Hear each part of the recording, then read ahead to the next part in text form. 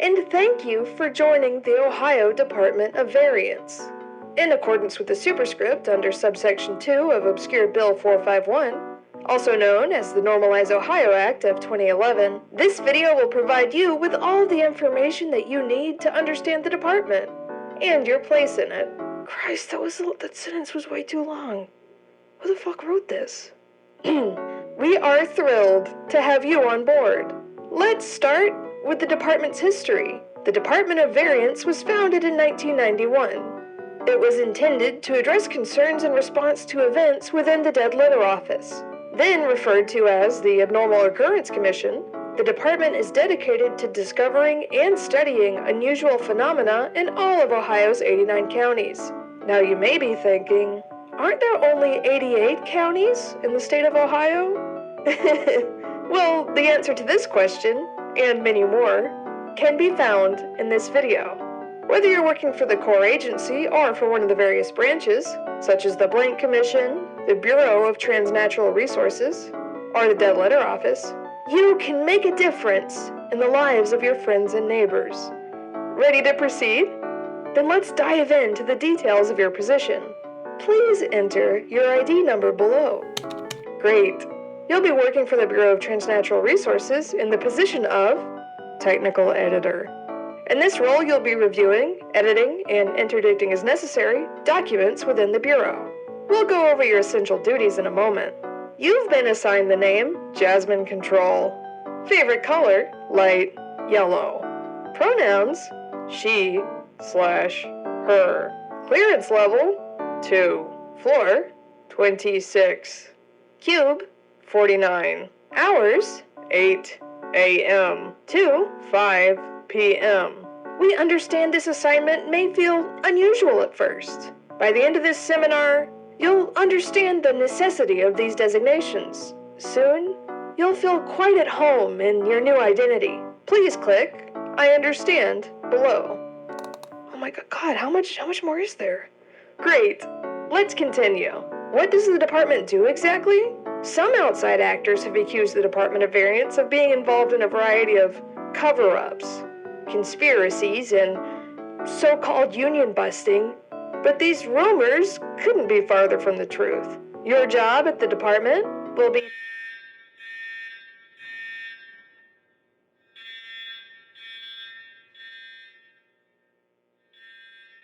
Hey, is this a drill? Where should I go? Shit, lights are out.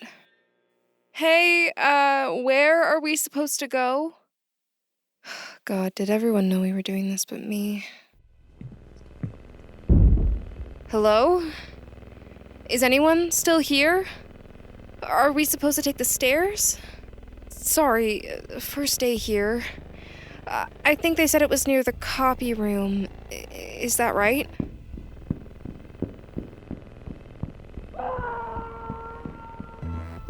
Oh, God. What if it's not a drill? Oh, okay. They gave me a floor map somewhere in here. Got it. Right. Phone's isolated in the bin at the front desk. Thank God I kept that stupid Hello Kitty flashlight. Come on. Just enough battery.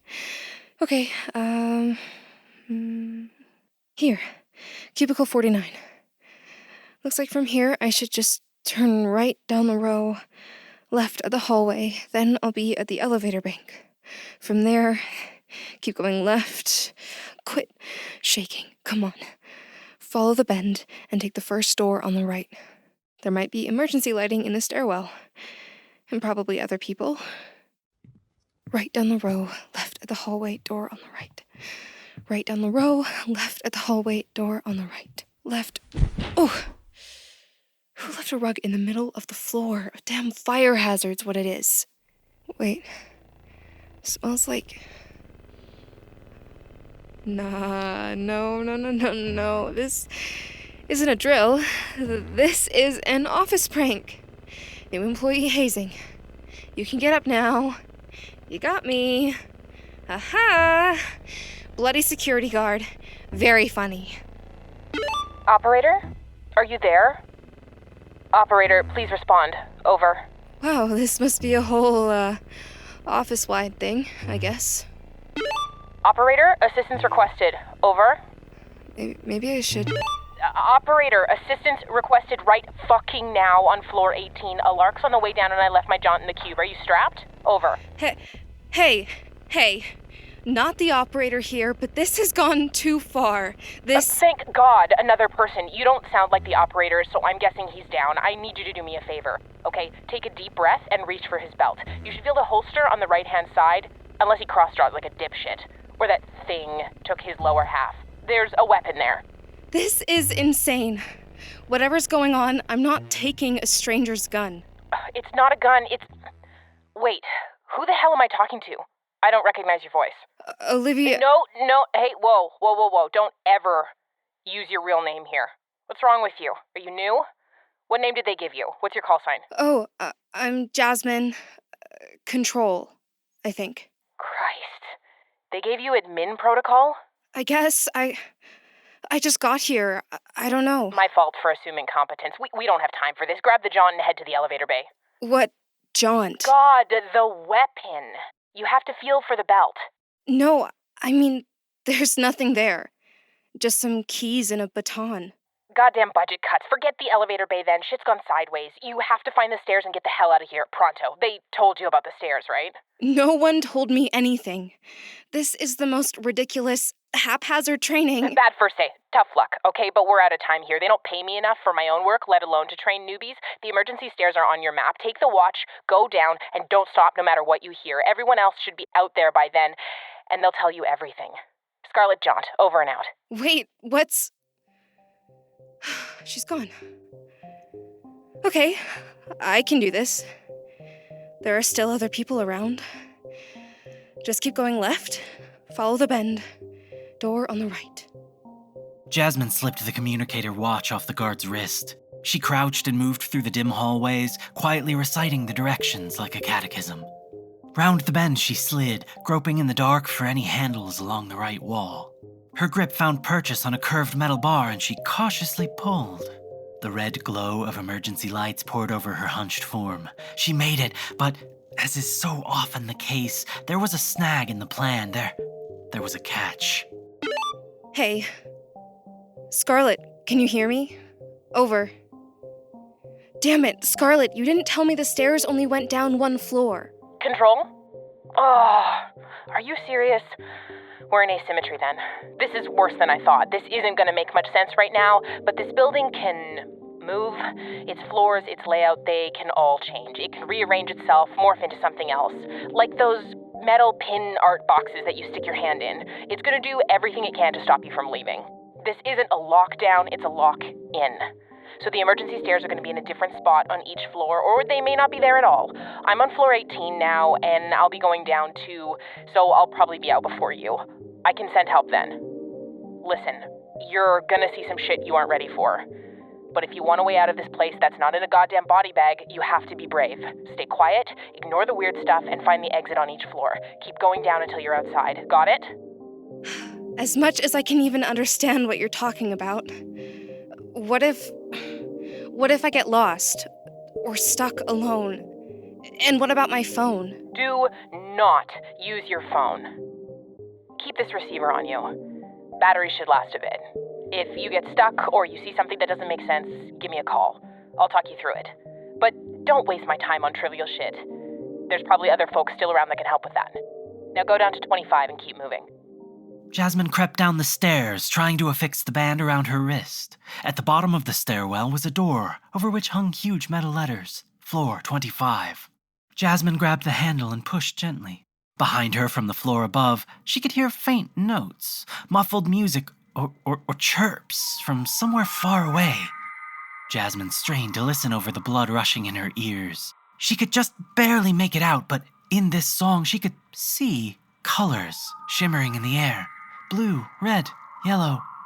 These colors swirled and diffused into an array of vibrant shades and hues, like light playing on the surface of an oily puddle. Viridian, indigo, saffron. The colors started taking shape, a bouquet of fractal tones curling into stems and petals. She was mesmerized. There was now nothing in the world she wanted more than to stay here and watch these colors bloom for the rest of time. But she remembered what Scarlet said about this weird stuff. She shook her head and tried to tune out the sound. The spirals of pigment fizzled out, and all that remained in front of her was a dark hallway sketched in emergency red. 25 of these to go, and she'd almost gotten distracted at the first. She took her first step into floor 25.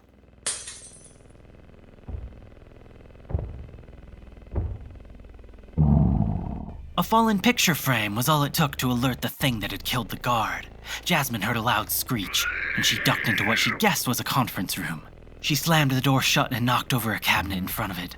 She crawled under the table and waited. She could hear it bounding up the stairs, trudging down the path she had just come from.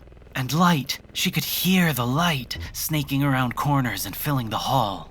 And through the curtains, she could vaguely make it out. Humanoid in shape, but alien in composition. 7, maybe 8 feet tall, shambling over fallen chairs and tables with stretchy limbs.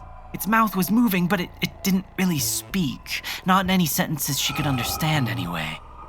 I hadn't even started yet, but I could see the 5-year plan. It was my favorite drink back then. They knew just what I wanted. Knew my face. I could face what I didn't know as long as she was there. But oh, now there's nothing there. Nothing like the horses on the hill. Horses up Kentucky way as if they were my own. I had some men. Real red meat type father. Then as if he were my own. As if I own you. I own you. I pay you in a cage filled with paper. I fed you daffodils and ink jet black allowance. But where were you, little bird? I sang to you and you couldn't see me. I sing to you and you can't even see me. I sing to you and you can't even see me. I can see the snow and it echoes time gone by. I am the melting. I am the passage machine. The future man. In the backseat, the headlights, its eyes bulging. The maple engine purring like a panther. Kill, panther, kill. Crush and burn, I only massive youth, and confirmation wine. I sang by the candlelight. I sing, but you can't even hear what I'm singing. I can see, but I can't even see me. I sing to you, and you can't even see me. You can't even see me. Then she was standing on the porch of her childhood home. It was a slumping Victorian beast, all peeling paint and patchy scales, sat on the edge of a town so small you could throw a ball from one side and a friend could catch it on the other. She was watching the morning light filter through the overgrown weeds of the backyard. She was probably 10 or 12, couldn't remember exactly. They still had the dog, so it couldn't have been much later than that. It was already hot, yes, even this early, and the humidity made the whole yard feel damp. The brutal sun had just started cooking off the summer dew, and from the hanging mulberry tree came the cries of the northern mockingbird, of the oriole. As a child, these sounds were a natural wonder, a mystery. How did they make that sound, and for whom did they sing? Though now she knew why the birds sang. To attract partners sometimes, but also to mark their territory, to forbid outsiders. And what was Jasmine now, in this hostile building on her first day in hell, if not an outsider? A slam against the door brought Jasmine out of her reverie. Now the colors were there. Oh, exquisite pain to see the colors again, like kaleidoscopic plumage as they poured from the hulking creature's forehead. And just as suddenly as it had come, the creature skulked deeper into the office, out of Jasmine's view, and its trailing bird song faded to almost nothing. Scarlet, pick up. There's something here. It's huge, and I think it's after me. Can you come get me? What was that thing? What did it look like? Tall, bulky, long limbs, color beaming from its head. Oh. What? Oh, what? That's what we call a lark. I don't know who it used to be, but that's what it is now. Was it making noises, like pretty sounds? Yeah, like a violin or some kind of bird. Yeah, that's why we call them larks. Don't listen to it. It'll try and lure you in, and then you'll be like one of them. So you've seen these things before? You knew about them?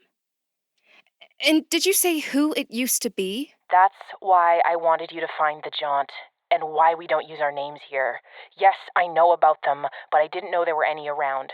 And here we are, jauntless and cornered. So it's over. We're dead. I sure as hell hope not. And since you radioed me, it's coming my way now, thanks. How is that possible? It was just here. The watches are safer than phones. They're short-range communications, so they run on a lower frequency. But there are still risks. Usually, it's not a big deal, but now we've got the orange color on our side, and when I was younger, I was afraid of oranges. The peels looked like human skins with pores, and the pores would get into your teeth and make holes. I lost a baby tooth on my birthday, and we had sloppy joes, that was before, and played soccer in the chilly air until it got too dark to see the goalposts. We were under the bleachers on the football field, and that was my first kiss and my first drink. They call it that sometimes. What? Scarlet, are you okay? Yes, they do call it that sometimes, the ocean. Drinking foggy Michigan that one day we were driving up through the emerald and blue and white of the north, so much green and black of trees spreading out like veins in lungs. You're breathing my smoke back to me, and I can see you got a haircut. I'm sorry I didn't notice. I've never played with these guys, but we should be fine. We still on for Saturday with the group karaoke at Mel's. Scarlet, what are you talking about? You sound like them. The last of it, and I still had feelings for her then. Then the moving on, the moving. Move along. We have to move. Fuck. It's getting to me.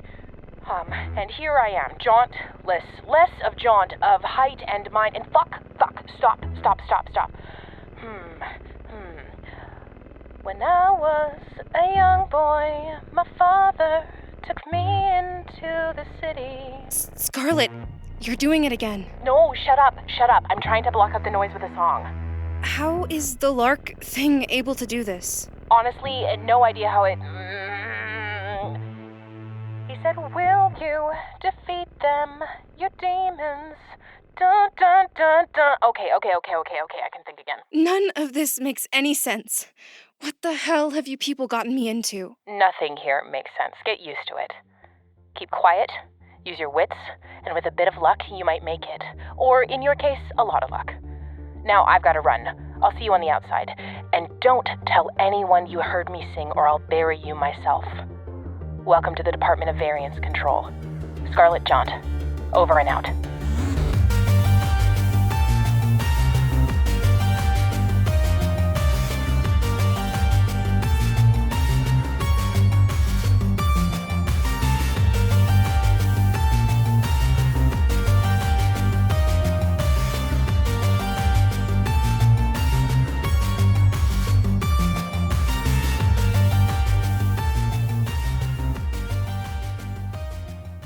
So glad you made it, Olivia. Oh, of course. I know all this secrecy seems a little odd. We're a very private agency and like to keep things that way. Oh, totally. I can understand that. Good. So, let's talk about your resume. I can see your education history here. While your work experience is a little light, we're willing to overlook that. Yeah, I haven't had a ton of time to build my career yet. I'm hoping I can do that here. Ambitious! We love to hear it. Beyond the schooling and the jobs, there are other qualifications we look for at the agency. I'm going to ask you a series of questions that may seem strange. Please know that we do this for every applicant, dear. Ready? Sure. So, from what I've gathered, you're not particularly superstitious. Nope. I think most of that stuff's pretty silly, to be honest. Got it. No ghost sightings or alien abductions in your past. Not that I know of. All right. Are you religious? Not particularly, but I don't have anything against it. Neutral feelings, but nothing in particular calls to you. Right. I think it's great for some people, but just not really in my life right now. Déjà vu? I mean, I believe in it. It happens. I don't think it has much meaning, though. Astrology? It's fun, but nothing serious. I don't know why people get so mad about it. I understand completely. I myself am a Scorpio. Now, let's say one of your coworkers needed help with an assignment. They were supposed to complete the assignment on their own, however. What would you do? I guess I would check with my boss and see if it's okay to help. I wouldn't want them to get in trouble. Now, let's say your coworker needs help. They're stuck in an elevator. You could let them out by pulling the emergency alarm, but it will cause the rest of the building to evacuate. What would you do? I mean, there's no long-term damage done by pulling it, right? They'll all come back in after. Yes, after about 30 minutes of confusion and lost productivity. True. Still, I think it would be better to let them out. I don't want anyone getting hurt. Okay. Now, let's say your coworker's arm is stuck in the elevator doors. The elevator will plummet 20 floors in the next 60 seconds. The only way to get your coworker out is to break their arm and pull them through the narrow opening. What would you do? I don't know if I could break an arm. I might not physically be strong enough. Perfect. Now, let's say a coworker is slowly being fed into a wood chipper and... Whoa. They're shredded, and there's no way to help them out. What would you do? I don't know how to respond to that. Now, you're back at school, let's say 5th grade. It's after lunch. Your teacher is writing something on the board. What is she writing? Math, maybe. Now you're back home after a long school day. The sun's starting to set, but there's still golden light coming through the open windows. You don't have any homework, and the breeze is a crisp 65 degrees. Your mother is still at work, but your father came home early. Why? Was he home early? I feel like Dad got hurt. Jammed his thumb, if I remember right. And when your mother gets home, she frets over his hand. She's cooking dinner for the 4 of you. You can smell onions sizzling in the pan. And she wipes her forehead with her shirt. What color is her shirt? Yellowish. Off-white. And it's got a symbol on the front. She gets some peas out of the freezer, and I go out back to kick around a soccer ball until it's done. The dog was still around then. And the outdoor... Are you familiar with Lewis Carroll? Oh, yeah, Alice in Wonderland. Yes. So, how is a raven like a writing desk? Both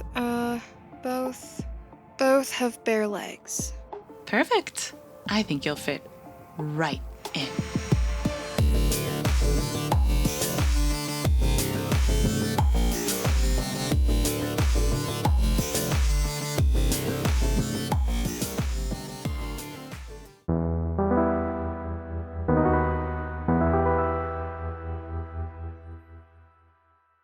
Hello everyone, this is creator Rat Grimes with just a few notes here. First, I'd like to thank the cast in order of appearance: Jess Syratt, M. Carlson, Emily Kellogg, Shaun Pellington, Justin Hatch, William A. Wellman, Tatiana Gefter, Saph the Something, Taylor Michaels, and special guest Shannon Strucci. Without them, there would not be a show. Head on over to somewhereohio.com for more info about the cast and where you can listen to their other shows. Second, I'd like to thank our patrons: Tibbs, Evan, Ethan, Kidcha, Jennifer, Patricia, and Gads. I'd like to give a special shout out to Gads and Twiglets as well for contributing to the crowdfunding campaign to get this going. And another special shout out to Dylan Griggs for promoting our crowdfunding campaign and contributing. If you'd like to listen to another sci-fi audio drama, check out Dylan's show Woebegone. You've probably already listened to it if you're listening to this, but I highly recommend it. It's a great show. It is on the Rusty Quill Network, and you can find it just about anywhere you listen to podcasts.